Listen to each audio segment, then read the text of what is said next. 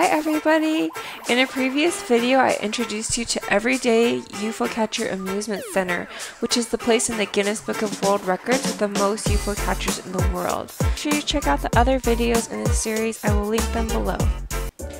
This is the last video in the series, and at the end of the video I'm going to do a little haul and offer you some of my closing thoughts on Everyday UFO in general.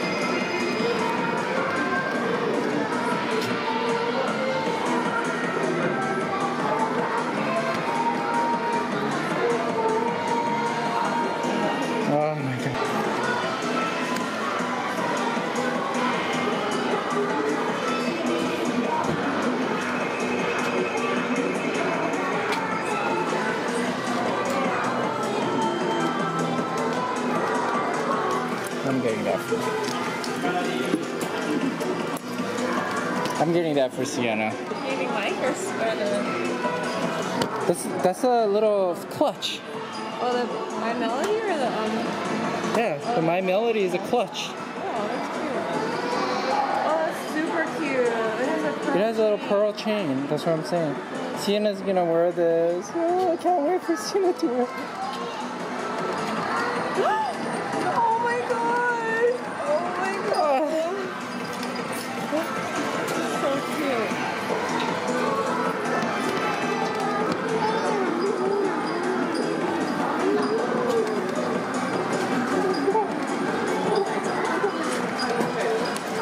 Come on.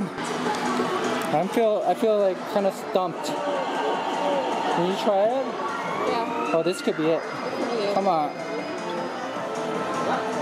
No! Are you serious? Oh, okay. One more try and then you do it. Oh. I'm kind of stumped.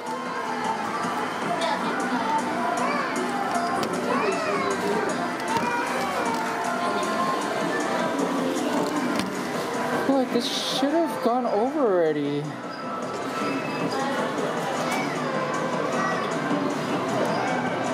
Oh, I got the chain. Oh my god, are you serious?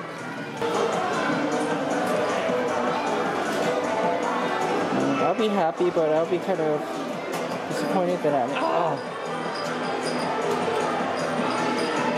I didn't win it.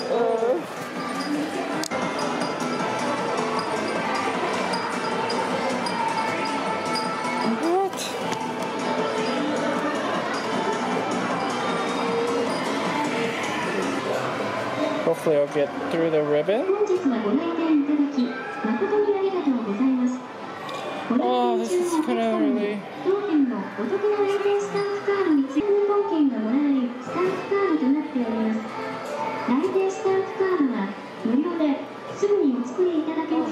Come on! Oh, okay.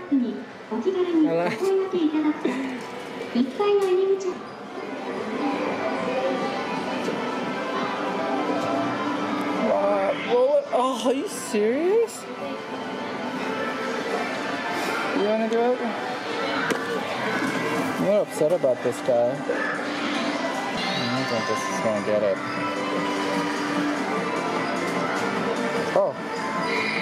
No way. No way! Oh my gosh, are you serious? I actually go for one.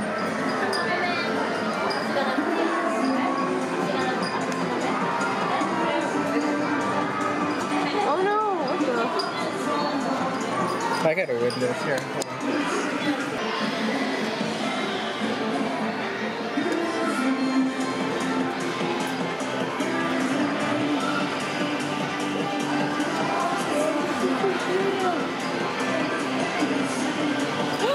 Just pick it up.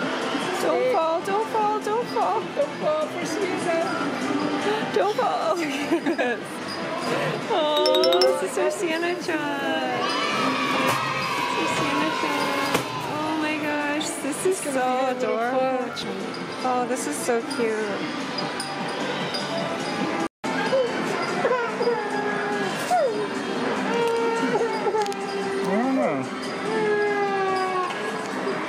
Supposed to go through it, and somehow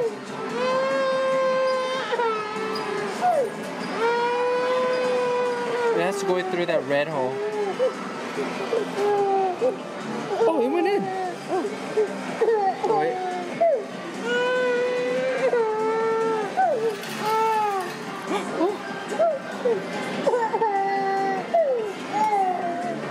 What the? Oh, it has to go in here. It has to go down the middle channel.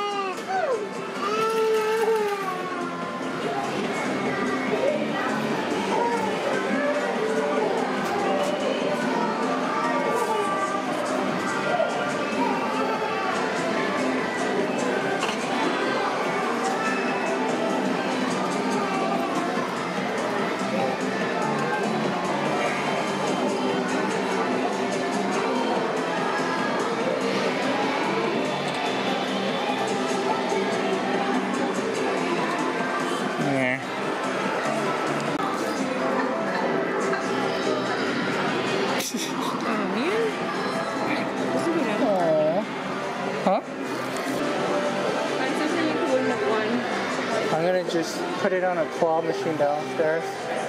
Let's go.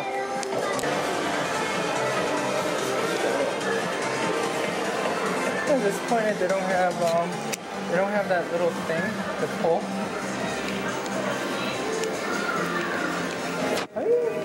I don't know. This place is bigger than Seoul. More machines, right? Like Odaiba seems bigger. Yeah, but it's not all in one place.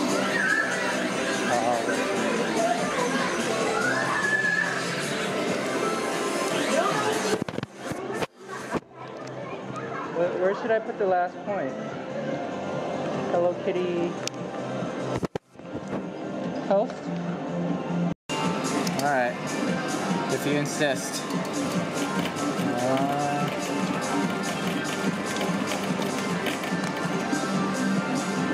Hi.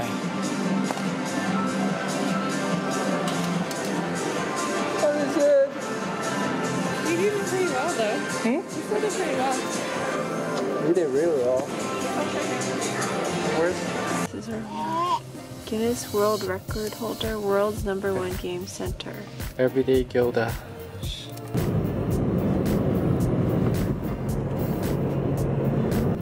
What is this? Is this just fallow farmland? You know how sometimes they let the land just sit? Why? To recover its like nutrients or whatever. Because if you keep farming the same land, it's gonna become infertile because you're taking all the nutrients away. So you have to let it rest so that it can recover. That's what this is. You learned that from your uncle, your grandpa's brother? I don't know. I learned it in school. You did? The owners stock it, and people pay to catch fishes that are farmed. It's like artificial fishing. I don't know what they call it.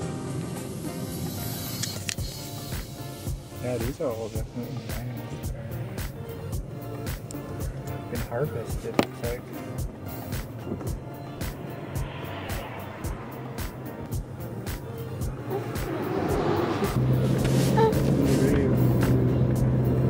Video? You got these Sumiko Gurashi headphones. Isn't this cute? This is so awesome. My daughter can use these when we go on the plane. Oh my gosh.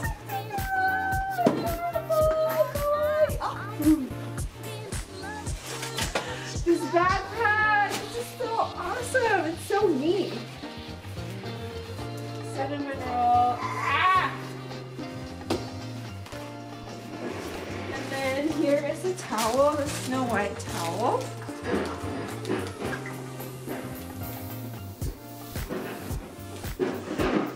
This is for the baby. Okay, Sienna, you have to show off what you got. We got these two. Come on. Or I'm gonna. You can't have that. Kogurashi purses. Wait. Once mommy's done. We got these Sumi. Shh. Wait. These are so like good quality. They're so fancy. They're so fancy. Hey Sienna, you gotta haul your stuff. Show your stuff. We'll show your towel too, okay? Here you go. This is the palette. We got this. You got this one.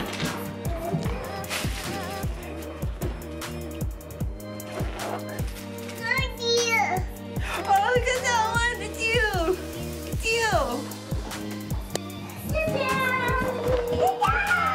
Can we unroll it and show it and then I'll roll it back up? Here's the Rapunzel towel that I won.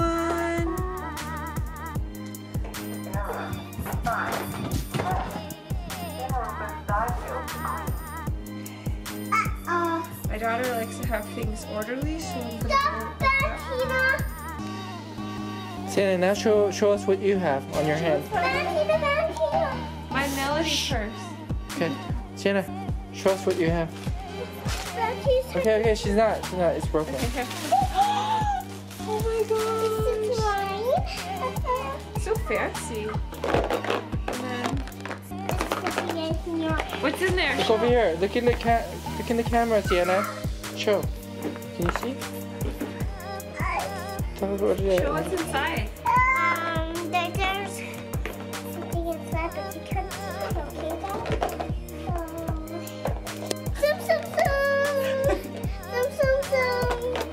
What's in that Tsum Tsum? What's inside of that box? What's inside of it? Open that box. It can't open. Did you put your bento in there? Open it. Oh, she put a bunch of bento stuff. Oh, she put your lunch. She put her lunch in. And then we won this guy. That's adorable. I don't know where the tag is, though. The tag is missing. This is so pretty. Okay.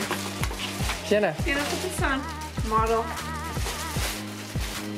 So when we go on the airplane and my daughter needs to listen to her music, she can sit down with her headphones. Sit down. Let me show you how you do it. Show you how you do it. Like that. Look over here. Turn your head to the side. Look at me. Look at me.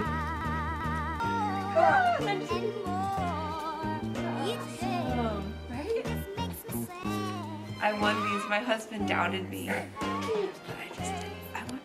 Oh yeah! I really didn't think you would win that. I thought that was an impossible win. The case that it came in is, or the cardboard that came with so it is pretty. super adorable. I think I'm gonna save this. It's cool. Look at the back.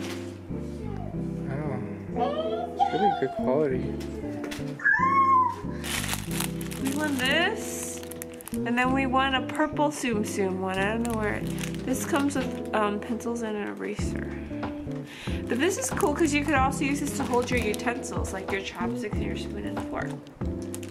Right?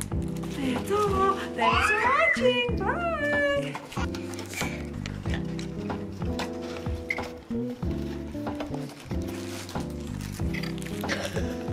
You want to show that? You want to show what that is?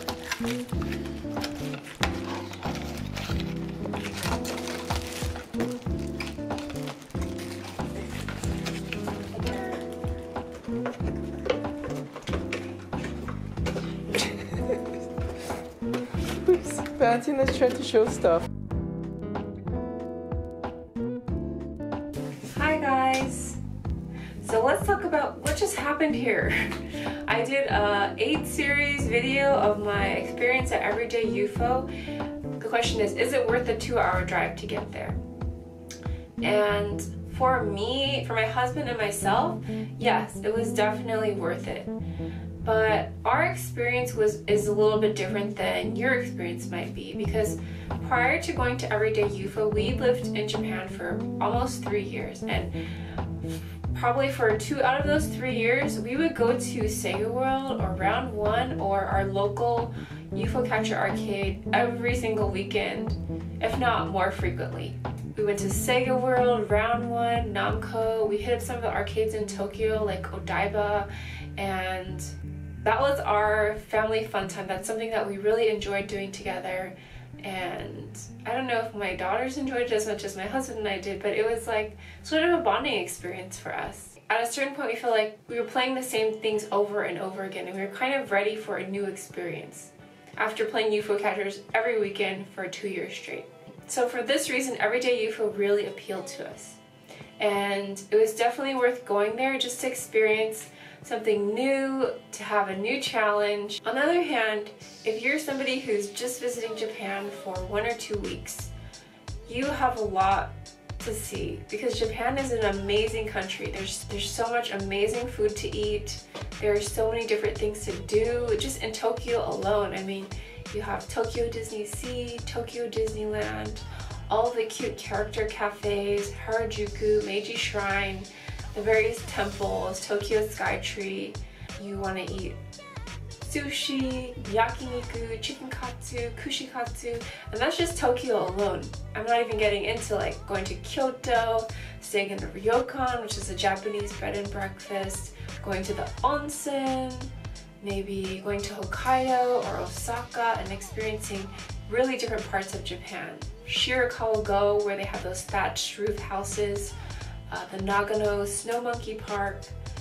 There are so many things to do in Japan, and if you only have 1 to 2 weeks to spend in this amazing country, you have to decide whether or not you want to spend one of your precious days going out to Saitama and playing claw machines, when you can probably find just as many, if not better, UFO Catcher arcades in Tokyo proper, or in Kyoto or in Osaka at Sega World or Round 1. Because I guarantee you it'll be different from what's in your country. Japanese UFO catchers are really cool and really special.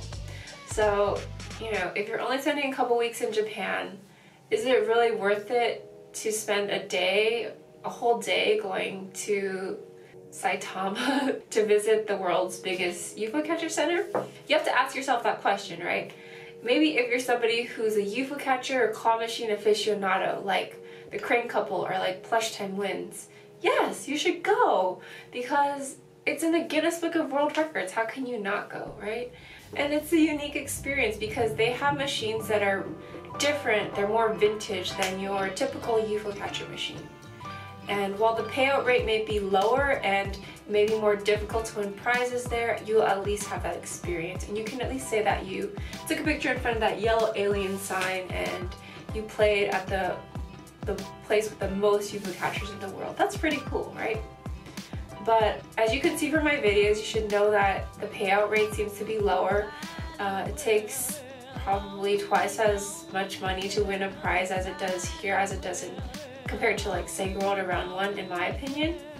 When I go back and look at the videos, that's what I see anyway.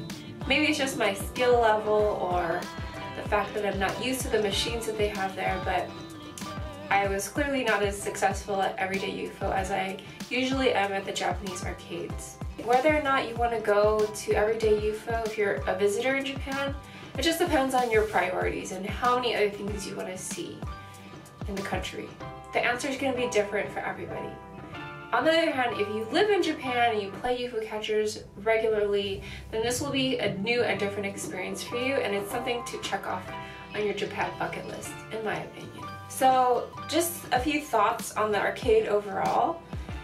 When I first arrived, I thought that the building looked kind of small, and it was hard for me to believe that it was the place with the most UFO catchers. But then when I walked inside, there were a ton of machines packed into this space. It wasn't a small space. It's probably about the size of a regular Round 1 or Sega World, but there's 2 floors, and there's a lot of small machines, so I can see that it might have the most UFO catchers in the world. Are the workers helpful or friendly? When we first arrived, somebody greeted us at the door and she gave us a coupon for 2 plays for 1, and then she helped me set up the email, whatever, sign up on my phone that I needed to redeem the coupon. So they were definitely nice in greeting us upon our arrival. The workers are very responsive if you need to have a prize set out or if you need help with something. There will be somebody there to help you. However, compared to Sega World or Round 1, there are not as many workers. Maybe it was because we were there on a weekday, but it was just a little bit emptier than your typical Japanese arcade. And also, I had this situation where I won a prize, but I still had 2 credits left in the machine because I had put a 500 yen coin in. And at Sega World or Round 1, they would say, oh, where do you want me to put those 2 credits? Do you want me to put in a different machine? But the worker that helped me just put the new prize in, closed the door. I think she adjusted it so that it was more difficult to win, and she closed the door and then walked away. She didn't even talk to me. So I was really surprised by that, because at somewhere like Sega World or Round 1 where I typically play, the worker would be really friendly and they'd be like, oh, do you want me to put this prize out, or do you want me to move the credit to another machine? But that particular worker just wasn't very friendly. Also, you don't really see as many workers walking around trying to help you win. Because if you go to the typical Japanese arcade, you'll have people sometimes hovering beside you saying, oh, do you want me to reset it? Or they try to give you tips on how to win the prize, but that didn't happen at Everyday UFO. Maybe it's because we were there on a weekday, not during peak hours, I don't know. I found that even though there are workers walking around, if they see you struggling, they don't offer to help you, or they don't really approach you like they do at most of the Japanese arcades that I've been to. So you're pretty much on your own. But I've also seen that there's a UFO Catcher training program for beginners who don't really know how to play. So maybe if you sign up for this program, they'll be more helpful and forthcoming. But for us, we didn't ask for help, we just played, and they didn't offer to give us any help either. The prizes are really cute. There's a huge variety, and so I came away with some prizes that I haven't seen before in my typical arcade. So I thought that was nice, and that's something that I really liked about the arcade. Okay, now I'm going to talk about some strategies that I would give you if you decide to visit Everyday UFO. The first thing I would advise you is to skip the downstairs claw machines that have 3 prongs, because those are not skill machines. They're based on luck and payout, and from my experience, the payout on those machines was really low. We ended up not winning anything from those three-pronged claw machines. So I would just avoid those altogether, because that's not what you're there for. You're there for the UFO catchers, right? Not the claw machines. I would just head upstairs and go for the big UFO catcher machines. They have a bunch of smaller machines when you go to the right towards the back, and then if you go straight ahead when you come up the stairs, you'll see a bunch of large machines. And they have varying degrees of strength, like any UFO Catcher Game Center arcade. And you just want to test it out and find the machines that have 1 or 2 prongs that are reasonably strong enough to push the prize. These are like the typical machines that I'm used to playing at Sega World and Round 1. Maybe that's why I found them easier, but I was able to win some good prizes from these machines, like a cinnamon roll backpack and a couple of towels. I really like those machines. On the other hand, there were a few weaker machines, like the one with the Totoro carrying case that I really wanted, but it was just totally unwinnable. So anyway, my point is, go for the bigger UFO Catcher machines. Tip number 3, watch out for those small claw machines. When I first went to Everyday UFO, I felt a little bit intimidated, and so I started out with the small machines, and that's what I do when I'm warming up and getting ready to win the big prizes. I just warm up with the small machines. But that was a mistake here, because these small machines, I think they're called Neo Carnival, are really mechanical, and they're different from the kind of machines that I'm used to playing. So what I mean by this is the claw is really strong. It could pick up anything, but the prizes are really light and they get batted around really easily, and also they're located really far from the drop hole, so you have to make the prize travel this far in order to win it. And That's essentially like going for something at the back of the machine in a regular UFO Catcher Arcade at Sega World or Round 1. Positioning the prize so far from the drop hole requires you to spend more money to win, even though the machine is usually strong enough to pick up whatever you're going for. So, for example, I found that something that I might typically win at my local arcade would take me 1,000 yen or $10 US to win at Everyday UFO, but normally if it was positioned at the front of the machine, at my local arcade, it would probably take me about 5 to 7 tries to win. So yeah, definitely it was a little bit more rigged at Everyday UFO. And I think you can see that in some of my earlier videos where I was still figuring this out. I think I was blindsided by the cuteness of the prizes, and I didn't consider, I wasn't like being practical. I was going for like the really cute things rather than what was winnable. So I ended up spending a lot of money in the beginning of my trip. Thank you guys so much for watching this series. I hope you enjoyed it. I hope you found this video helpful. And I know that I didn't do as well at Everyday UFO as I typically do in my normal videos, but I didn't want to edit out all of my failures and make it seem like this place was a really easy place to win prizes at, because it was not by any means. But that's not to say that I didn't have fun, because when I went there I played with the intention of having fun, winning prizes. I wasn't trying to count my yen and figure out how much should I spend, was it worth it, because if I did that I would have probably not had a great time. But I just went with the intention of having fun, spending a certain amount of money, and I was really happy with what we won. We walked away with some unique prizes that I hadn't seen anywhere else, and I had a great time. So if you guys want to check it out, I'll leave the links in the description box below. And if you like this video, give me a thumbs up. If you're new to my channel, and you haven't already subscribed, make sure that you hit the subscribe button at the end of the video. Thank you so much for watching, and I'll talk to you guys later. Bye! Bye!